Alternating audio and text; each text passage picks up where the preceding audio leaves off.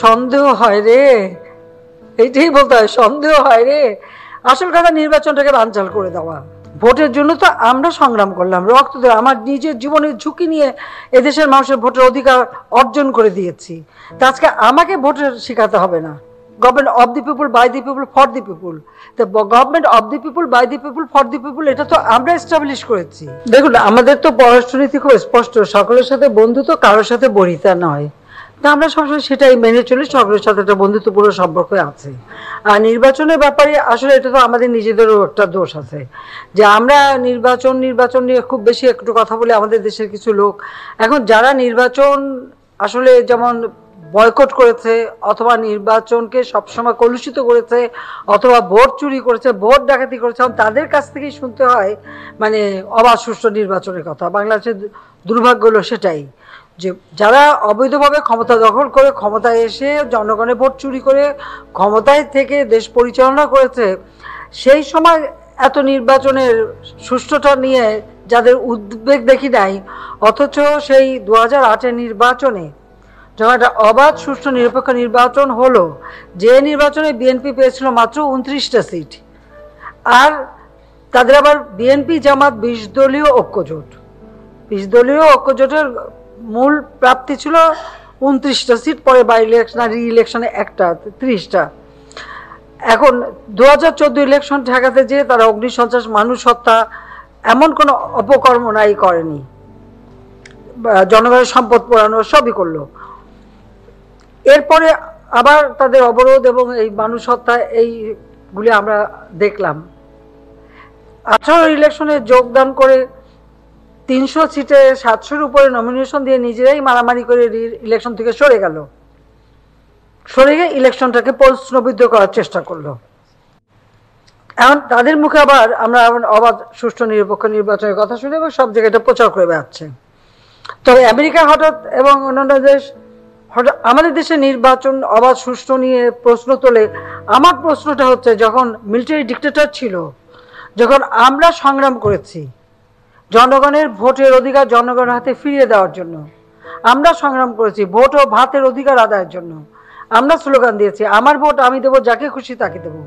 এবং নির্বাচনের যে সংস্কারগুলি, ছবি সহ ভোটার তালিকা, স্বচ্ছ ব্যালট বাক্স, নির্বাচন কমিশন গঠনে আইন পাশ করা, নির্বাচন কমিশন যেটা সম্পূর্ণ প্রধানমন্ত্রী দপ্তরের উপর নির্ভরশীল ছিল, সেটাকে সম্পূর্ণ একেবারে বলতে গেলে আলাদা করে দিয়ে, বাজেট আলাদা করে দিয়ে তাদেরকে আরো শক্তিশালী করা, এবং জনগণের মাঝে ভোটের অধিকার সম্পর্কে সচেতনতা সৃষ্টি, এবং জনগণের যে ভোটের অধিকার 75 সালে 15ই আগস্ট জাতির পিতাকে হত্যার পর ক্যান্টনমেন্টে বন্দী করে রাখা হয়েছিল, সেই জনগণের ক্ষমতা জনগণের হাতে ফিরিয়ে দেওয়া, এটা তো আওয়ামী লীগই করেছে। এবং আওয়ামী লীগের জোট আমরা সবাই এক হয়ে আন্দোলন করেই কিন্তু, এবং তার জন্য আমাদের বহু মানুষকে রক্ত দিতে হয়েছে। আমি সেই কথাটা বলেছি তাদেরকে, আমাকে নির্বাচন অবাধ নিরপেক্ষ শিখাতে হবে না, কারণ বাংলাদেশের জনগণের ভোটের অধিকার আদায়ের আন্দোলন সংগ্রাম এটা আওয়ামী লীগের নেতৃত্বেই আমরা করেছি এবং তারপরে প্রতিষ্ঠিত হয়েছে। আর সেই নির্বাচন হয়েছে বলেই জনগণ আমাদের বারবার ভোট দিয়েছে, আর একটানা আমরা ক্ষমতায় আছি বলেই আজকে অর্থনৈতিক উন্নতিটা হয়েছে। 75 সাল থেকে 96, 2001 থেকে 2008, এই 29 বছর যারা ক্ষমতায় ছিল দেশকে কি উন্নতি দিয়েছে? মানুষের ভাতের ব্যবস্থা করতে পেরেছে? পারে নাই। দুর্ভিক্ষ ছিল, সবসময় উত্তরবঙ্গে দুর্ভিক্ষ লেগেই থাকতো, দক্ষিণেও। মানুষ এক বেলা খাবার জোটাতে পারতো না, ছেঁড়া কাপড় বিদেশ থেকে পুরনো কাপড় এনে পরাতো। আর স্বাস্থ্য, শিক্ষা, পুষ্টিহীনতা এটা তো প্রতিনিয়ত ছিল, এমনকি নারী ক্ষমতায়নও ছিল না। আজকে যতটুকু বাংলাদেশের মানুষ পাচ্ছে, এটা তো আওয়ামী লীগ এবং আমরা ক্ষমতা আসার পর থেকেই তো উন্নতিটা হচ্ছে। তো এখন এত প্রশ্ন আসে কেন, সেটাই আমার কথা।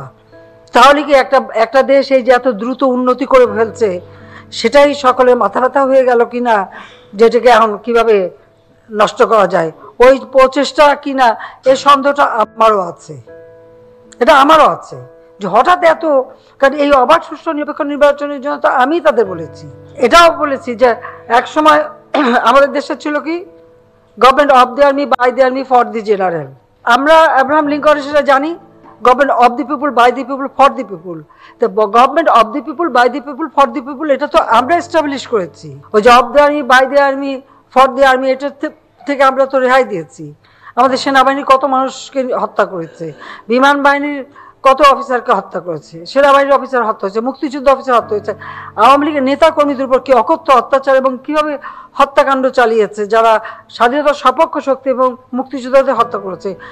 সন্ত্রাস, জঙ্গিবাদ, দুর্নীতির, মানি লন্ডারিং, যত রকমের অপকর্মে বাংলাদেশ ছিল সেগুলির থেকে তো বাংলাদেশকে মুক্ত করেছি। শিক্ষা প্রতিষ্ঠানে সেশন জট ছিল, সেটার থেকে আমরা উদ্ধার করেছি, করে একটা নিয়মতান্ত্রিকতার মধ্যে দেশকে এনে দেশটা যখন অর্থনৈতিকভাবে এগিয়ে যাচ্ছে তখন হঠাৎ অবাধ সুষ্ঠু নিরপেক্ষ নির্বাচন নিয়ে সবাই এত মাতামাতি কেন?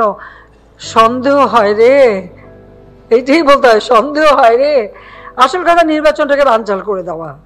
যারা জানে নির্বাচন করে জনগণের ভোট পাবে না তারা সব জায়গায় যে ধর্ণা দিয়ে বেড়াচ্ছে, কারণ তাদের তো কোটি কোটি টাকা, ক্ষমতায় থেকে এত বেশি টাকা মানি লন্ডারিং এবং এত বেশি টাকার মালিক হয়ে গেছে, তারা অবাধে সেই টাকা খরচ করে যাচ্ছে এবং সব জায়গায় একটা প্রচার। আর এর সাথে আন্তর্জাতিক পর্যায়ে তারা বাস্তব অবস্থাটা বোঝে কিনা আমি জানি না, কিন্তু তারা এই একই কথা মানে ভাঙা রেকর্ড বাজিয়েই যাচ্ছে।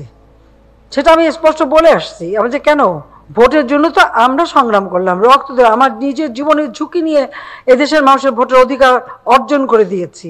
তা আজকে আমাকে ভোটের শেখাতে হবে না।